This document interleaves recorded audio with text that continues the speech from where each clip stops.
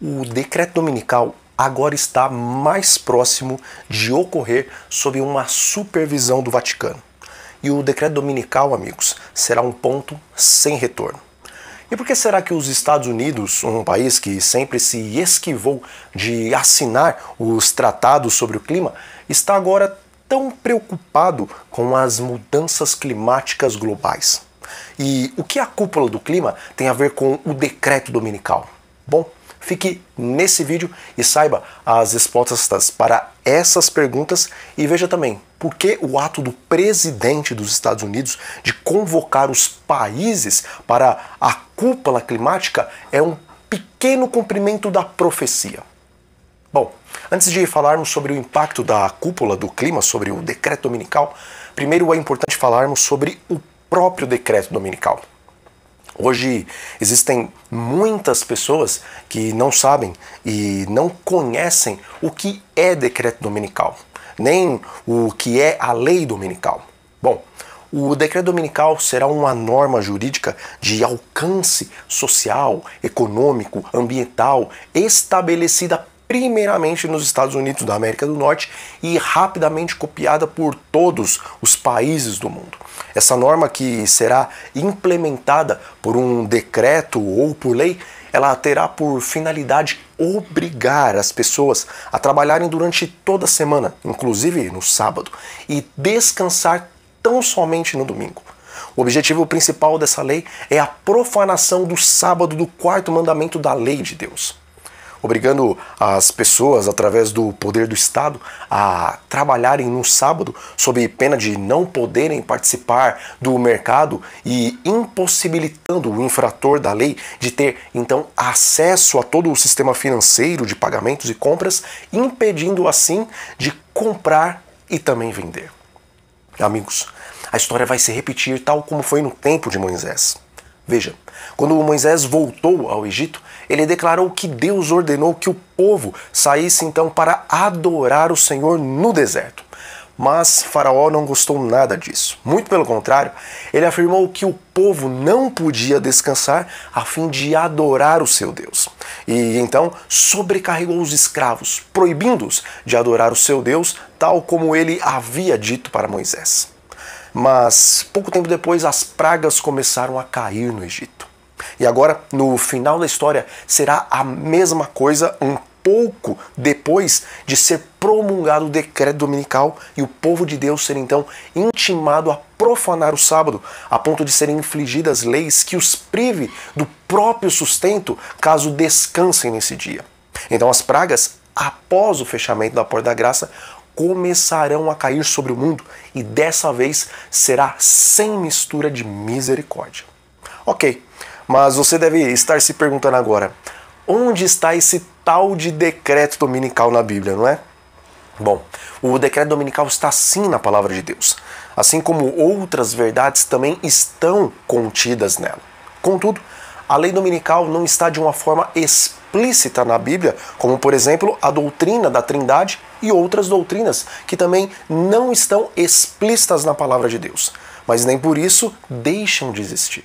Mas se juntarmos as peças, se ligarmos os versos, sem contradizer as crenças já estabelecidas na palavra, é possível ver claramente o decreto dominical. Bom, o testemunho da lei de Deus, os 10 mandamentos, está escrito 2 vezes na Bíblia. A primeira vez nós o encontramos no livro de Êxodo, no capítulo 20. E a segunda nós encontramos no livro de Deuteronômio, no capítulo 5. Na primeira vez que o sábado é então apresentado, o motivo de guardá-lo é pelo fato da criação. Mas em Deuteronômio ele não fala da criação, mas ali é referido o sábado para que os hebreus lembrem que eles foram livrados da terra do Egito com um braço forte. Então, quando nós vamos para o Egito e vemos como Deus livrou o povo hebreu, nós vemos ali na história do livramento a aspersão do sangue do cordeiro nos umbrais das portas das casas do povo judeu. Nenhuma casa que possuía sangue foi visitada pelo anjo destruidor naquela noite, pois o sangue era um sinal, sim, um símbolo da confiança deles no Deus Todo-Poderoso. Vamos pegar um outro exemplo. Raabe, ela utilizou um cordão vermelho em sua janela para que esse fosse um símbolo, um sinal para que a destruição não recaísse sobre a sua casa. Contudo, aquele cordão salvou Raabe e sua família? Não. Quem o salvou foi Cristo Jesus, mas o cordão foi um sinal de obediência e também de confiança da parte dela. No Egito foi a mesma coisa. O sangue do cordeiro não salvou os hebreus. Quem salvou os hebreus foi Jesus Cristo. Mas o sangue aspergido nos umbrais foi o sinal de obediência do povo de Deus. A Bíblia, amigos, é muito clara em dizer que o sábado é um sinal de Deus em vários versículos. E agora, no tempo do fim, assim como no Egito foi com o sangue do cordeiro e em Jericó com o cordão vermelho, o sábado será o sinal de obediência a Deus. Não precisaremos colocar sangue de animais nem amarrar cordões vermelhos, mas a lei de Deus tem que ser impressa em nossa mente e coração. E os que estiverem prontos para ir até as últimas consequências, sendo estas a própria morte, serão então selados pelo selo de Deus e ficarão ilesos das pragas. Vale ressaltar que o sábado, ele não salva ninguém. Quem salva é Jesus Cristo. Mas guardando o sábado, nós estaremos expressando a nossa obediência ao nosso Criador. No livro de Apocalipse, no capítulo 13, fala de dois poderes. Um que surge da Europa e outro que surge da América do Norte. E ali é dito que o poder que surge da América do Norte vai propor para o mundo todo um modelo de governo global que vai funcionar exatamente com o poder que surgiu da Europa e que atuou na Idade Média. Esse modelo de governo será a imagem desse poder político religioso que vem de Roma. Antigamente, esse poder mandava os supostos hereges para as masmorras, para as forcas, para os calabouços e também para as fogueiras. Quem ousasse, amigos, pensar diferente deles, esse era o fim. Pois bem, o poder que se levanta da América do Norte vai propor novamente esse modelo e fará com que todos sigam o mesmo exemplo. E quem não aceitar suas diretrizes não poderá viver. E ele irá fazer também um sistema financeiro para que todos recebam o sinal da autoridade do poder de Roma. E quem não tiver esse sinal não poderá comprar e não poderá vender, como vemos na palavra do Senhor. Vejam, o sinal de autoridade do poder que surgiu de Roma é o domingo do primeiro dia. E o sinal que representa o poder do Criador é o sábado.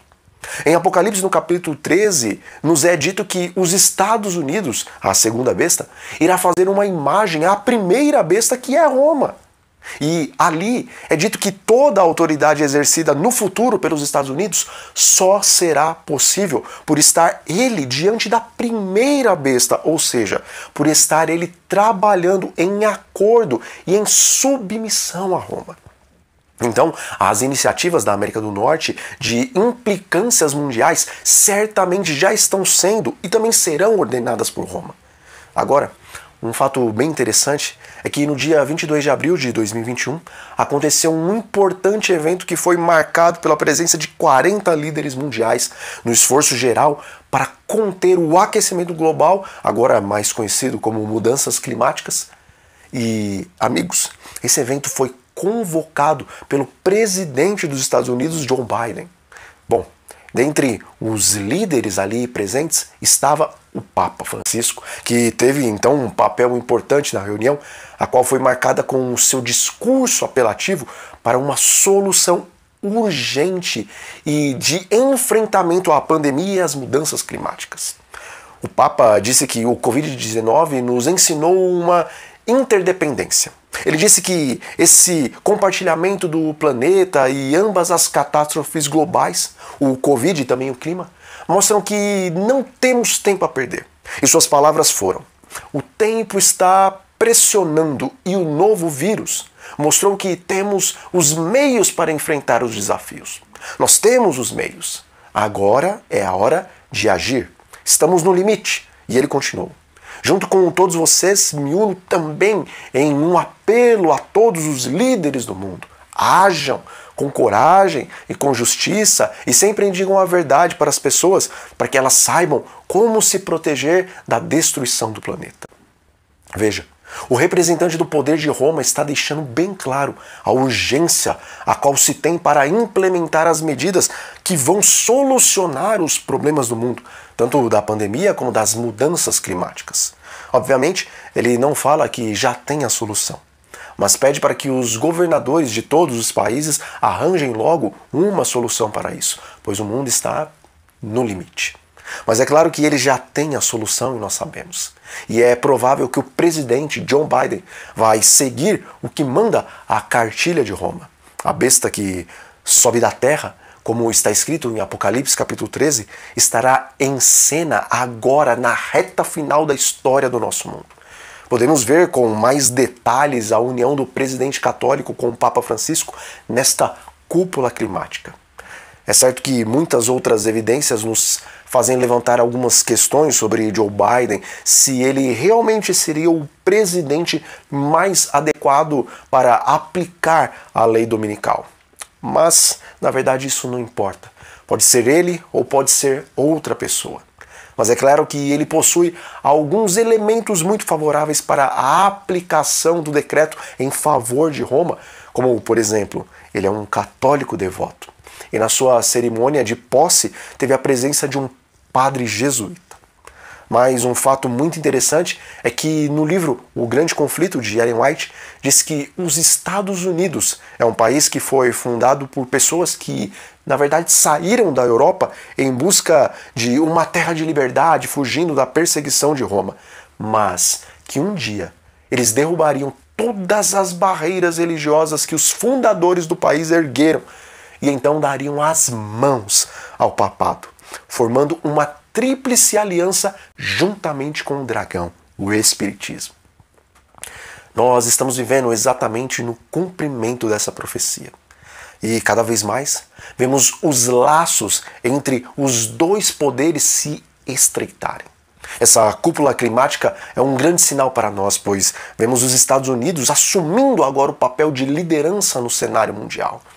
Hoje, os Estados Unidos, eles convocam os países para uma conferência mundial, meus amigos, sobre as mudanças climáticas. Mas amanhã ele vai convocar os países para apresentar a solução para o combate efetivo desses problemas que estão afligindo a população mundial.